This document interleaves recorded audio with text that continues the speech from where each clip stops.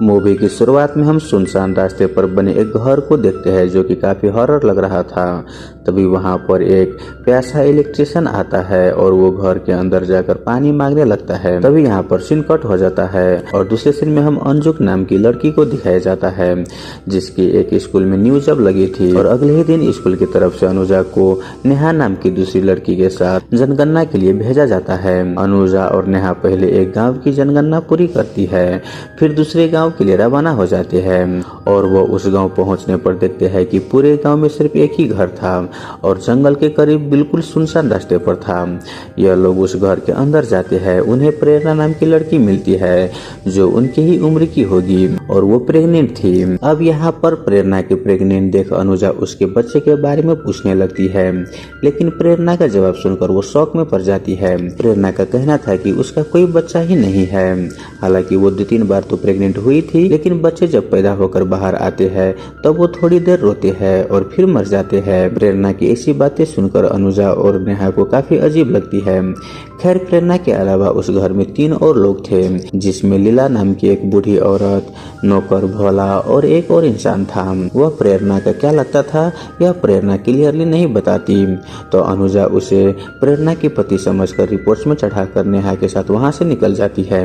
अब यहाँ पर हम देखते हैं कि अनुजा को कुछ भी ठीक नहीं लग रहा होता। उसका मानना था कि प्रेरणा के पति उसे मारता पीटता है और अगले ही दिन अनुजा नेहा को फिर से उस घर में जाकर इंक्वायरी करने के लिए बोलती है, लेकिन नेहा जाने से मना कर रही होती है क्योंकि उसे वो घर बहुत ही अजीब लग रहा था। वही नेहा तो बार बार मना कर रही होती है, लेकिन अनुजा के बार बार रिक्वेस्ट करने पर वो जाने के लिए हामी भर देती है और वो दोनों बिना किसी को इसके बारे में बताए फिर से इंक्वायरी के बहाने उस घर में जाती है, जिन्हें अब की बार उस घर में प्रेरणा के पति घनश्याम मिलता है और वहाँ पर उन लोगों को पता चलता है कि वो लोग पिछले 20 सालों से यहाँ पर रह रहे हैं। घनश्याम ने 5 साल के लिए मौन व्रत रखा हुआ है, जिनमें से 3 साल पूरे हो गए हैं और अभी 2 साल बाकी है। यह सुनकर अनुजा और नेहा को वहाँ पर बहुत ही अजीब लगते हैं और उन दोनों को उस घर के लोग भी बहुत ही अजीब लग रहे थे और साथ ही साथ वो घर भी काफी डरावना लग रहा था।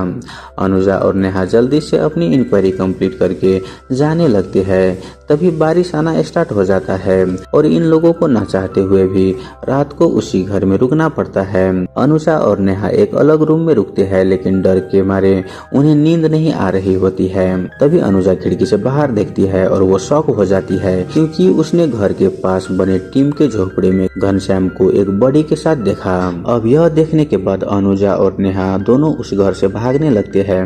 वह दोनों भागते हुए अपना डाउट क्लियर करने के लिए उस टीन वाले झोपड़ी में जाकर देखते हैं। तभी वहाँ पर उन्हें एक आदमी मिलता है जिसे बेड़ियों से बांधा गया था, जो उन पर हमला भी कर देते हैं, जिससे वो लोग और ज्यादा डर जाते हैं और वो वहाँ से भागने लगते हैं। वह दोनों रात के अंधेरे में जंगल में घुस जाते हैं। रात के अंधेरे की वजह से वहाँ से निकल नहीं पाते। वापस घर जाकर उसी रूम में सो जाते हैं, यह सोचकर कि उन लोगों को पता नहीं चला होगा कि वो दोनों बाहर गए थे। अगली सुबह होते हैं वो लोग वहाँ से जाने लगते हैं कि तभी बूढ़ी औरत लीला घनश्याम को बताती है कि दोनों लड़कियां रात को घर से बाहर गई थी।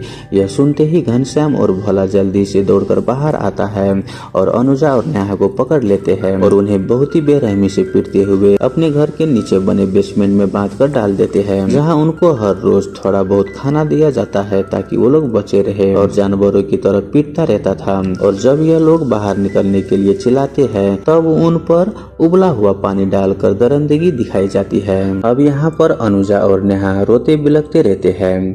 वो दोनों मान लेती है कि यहाँ से उनका निकलना नामुमकिन है और उसे कोई भी ढूंढने के लिए भी नहीं आएगा क्योंकि यह दोनों किसी को बताया नहीं था कि यहाँ पर वो लोग आए हुए हैं। तभी इसी बीच अनुजा को एक सुरंग मिलता है जिसके द्वारा उस घर का गंदा पानी बाहर निकलता था। यह लोग उसी पाइप से बाहर निकलकर भागने से पहले फिर से उसी झोपड़े में जाते हैं जहाँ उन्होंने उस बंदे को बंधे हुए देखा था। अब यहाँ पर हम वो देखते हैं कि वो बंदा और कोई नहीं बल्कि वही प्यासा इलेक्ट्रिशियन था जो कि पानी मांगने के लिए उस घर में आए हुए थे। वह इलेक्ट्रिशियन बताता है कि उसने घर के अंदर में एक बच्चे रोने की आवाज सुन लिया था, जिसके बाद इन इन दरिंदों ने मुझे यहाँ पर कैद कर लिया। तभी हम देखते हैं कि ये सब वहाँ से भाग पाते। तभी नेहा के भाई नेहा को ढूंढते ढूंढते वहाँ पर पहुँच जाता है और वहाँ पर वो घनश्याम और भोला से पूछता है कि नेहा यहाँ पर आई थी क्या, लेकिन वो बोलता है कि नहीं आए थे। तभी उसके भाई को एक सामान मिलता है जो कि नेहा की थी। वो समझ जाता है कि नेहा इसी के पास है और वो फोर्सफुली पूछने लगता है कि उसकी बहन कहाँ पर है, लेकिन नेहा के भाई को घनश्याम नेहा के सामने ही उसे मार डालते हैं। यह देख नेहा वहाँ से बाहर आ जाती है।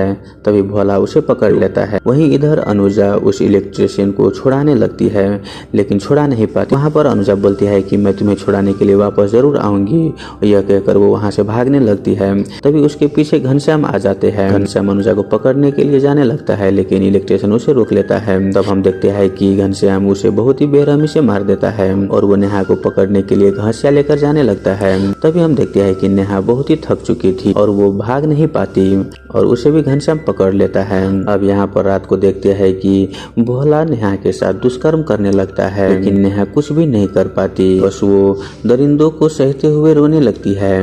अब कुछ देर के बाद हम देखते हैं कि रात को प्रेरणा पानी पिलाने के बहाने नेहा के पास आती है, जो कि मेंटल डिसऑर्डर थी, लेकिन यहाँ पर वो कुछ ऐसा बताती है जिसे सुनकर नेहा की रूह कांप जाती है। प्रेरणा उसे बताती है कि घनश्याम उसके पति नहीं बल्कि उसके पिता है। वो लोग उसे खूब मारते पीटते हैं और उसके पिता ने ही उसकी माँ को मार डाला है।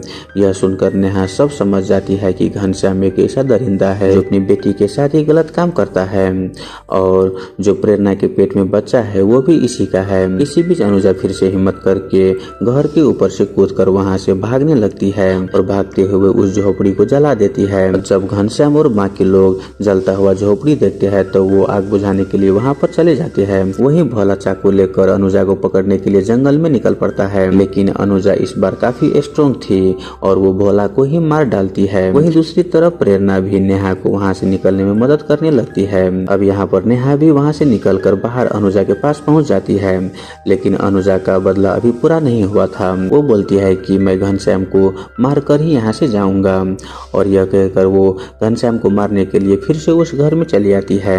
अब यहाँ पर अनुजा और घनश्याम के बीच काफी फाइट होते हैं और हम देखते हैं कि अनुजा घनश्याम को मार देती है। इधर नेहा भी घनश्याम की माँ लीला को मार देती है, क्योंकि इन सब में उसका भी हाथ था और एक किस्म से वही मास्टरमाइंड थी। और इसी के साथ फाइनली उस घर के तीनों दरिंदों से प्रेरणा को भी छुटकारा मिल जाता है।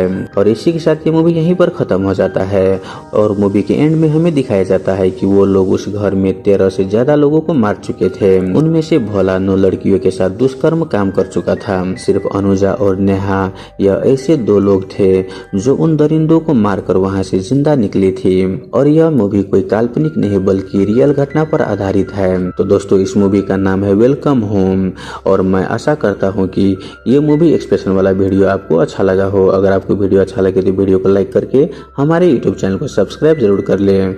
धन्यवाद।